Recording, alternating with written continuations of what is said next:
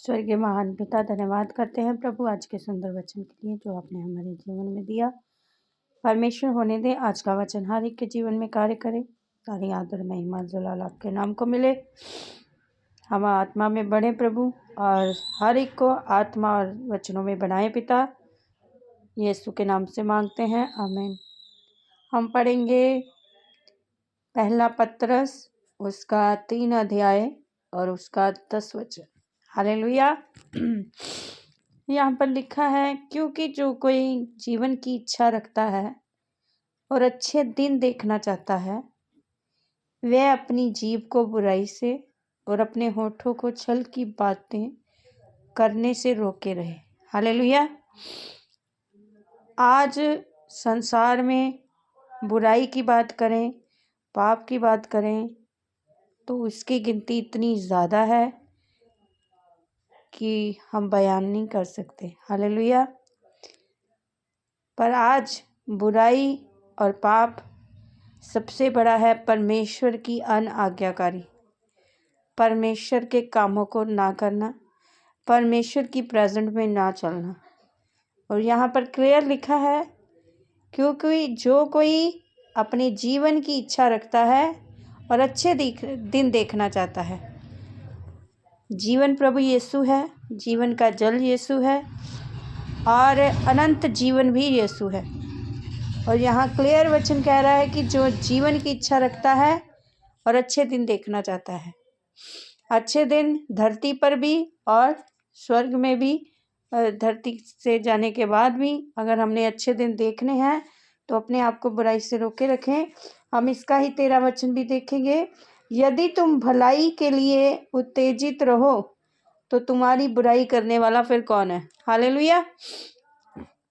कि अगर हम अपने आप को प्रभु के कामों में व्यस्त करें, प्रभु की प्रेजेंट में बने रहें, प्रभु में लगातार चलते जाएं, तो किसी के पास इतना समय ही नहीं होगा कि आपकी बुराई करे, आपके बारे में कुछ गलत सोचने पाए। हालेलुया।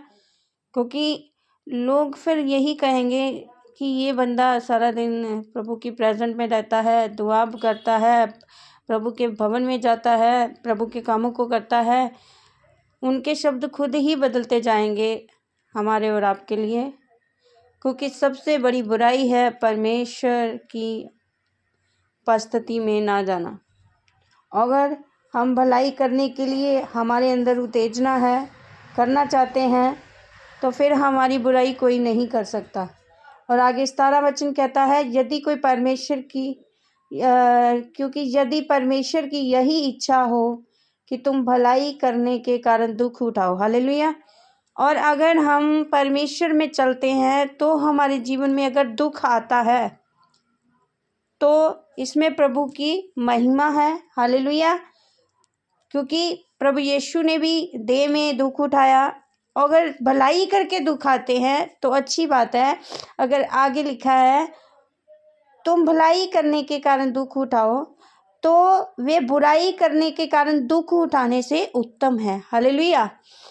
कई बार हमारे जीवन में दुख बुराई के करने के कारण आता है। अगर कोई शराब पीता है तो उसके घर में लड़ाई झगड़ा होता है, तो वो कहे कि ये दुख मसीह की तरफ से आया, तो ऐसा तो नहीं हो सकता, क्योंकि वो अगर शराब ना पीता तो शायद आज उसके घर में झगड़ा ना होता।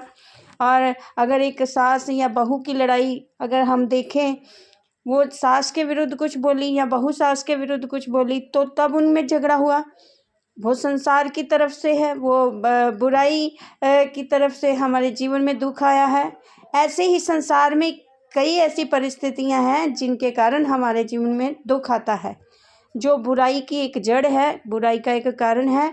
पर अगर ये दुख प्रभु यीशु की प्रेजेंट में जाने के कारण सताव हमारे जीवन में आया है, वो दुख इस दुख से कहीं उत्तम है। हालेलुया। इसलिए संसार के साथ हमारा अगर दोस्ती है, सहमति है, तो वो दुख महिमा को नहीं लेकर आएगा। और अगर हम अपने आप को बुराइयों को छोड़कर प्रभु के कामों में लग जाते हैं, इस भलाई के काम में लग जाएंगे, और परमेश्वर में जो हमारे जीवन में सताव आएगा, दुख आएगा, वो एक बड़ी महिमा को लेके आएगा। हालेलुया। जैसे यूसुफ के जीवन में दुख आया, उसके भाइयों ने उसे गड्ढे में फेंक दिया, फिर उसे बेच डाला, फिर पोटीफर के घर में रहा। उसके बाद उस पे रेप का इल्ज़ाम लगा, उसके बाद उसको जेल हो गई। यानी दुख पे दुख उसके जीवन में सताव पे सताव आ रहा था, पर अगले ही पल उसके जीवन में एक बड़ी महिमा आने वाली थी। वो मिस्र देश का प्रधान बनने वाला था। हालेलुया! क्योंकि वो प्रभु का कार्य कर रहा था, भलाई का कार्य कर रहा था। और अगर हम भी आज प्रभु के कामों को करना शुरू कर देंगे, तो हमारे जीवन में भी हो सकता है प्रभु ने यूसुफ की तरह एक बड़ी महिमा को रखा हुआ है। हमने अगर उस महिमा को लेना है, और हम 10 वचन फिर से बोलेंगे, क्योंकि जो व्यक्ति जीवन की इच्छा रखता है और अच्छे दिन देखना चाहता है, अगर हमें जीवन चाहिए, प्रभु यीशु चाहिए, जीवन, क्योंकि सत्य मार्ग और जीवन, अनंत जीवन सब प्रभु यीशु है। हालेलुया! अगर हम चाहते हैं कि प्रभु हमारे जीवन में आए, प्रभु हमारे जीवन में कार्य को करे, प्रभु की महिमा को हम देखने पाएँ, जैसे यूसुफ के जीवन में एक बड़ी योजना, प्लानिंग प्रभु की थी।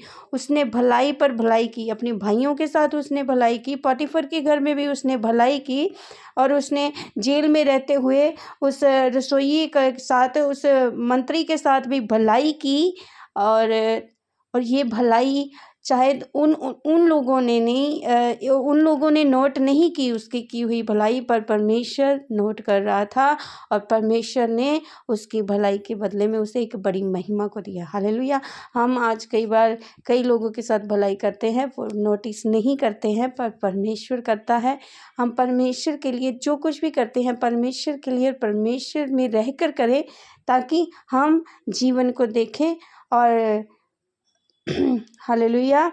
और क्योंकि जो जीवन की इच्छा रखता है और अच्छे दिन देखना चाहता है, और हमने विश्वास करें कि हमने अच्छे दिन देखने हैं, और जीवन को देखना है, और अनंत जीवन को भी हमने देखना है। हम प्रभु के कामों में लगे रहें, भलाई को करते रहें, और प्रभु, चाहे दुनिया का कोई इंसान आपको ना देखे, कोई आपको प्रतिफल दे ना दे, पर आप याद रखें, अगर आप भलाई कर रहे हैं, प्रभु में चल रहे हैं, प्रभु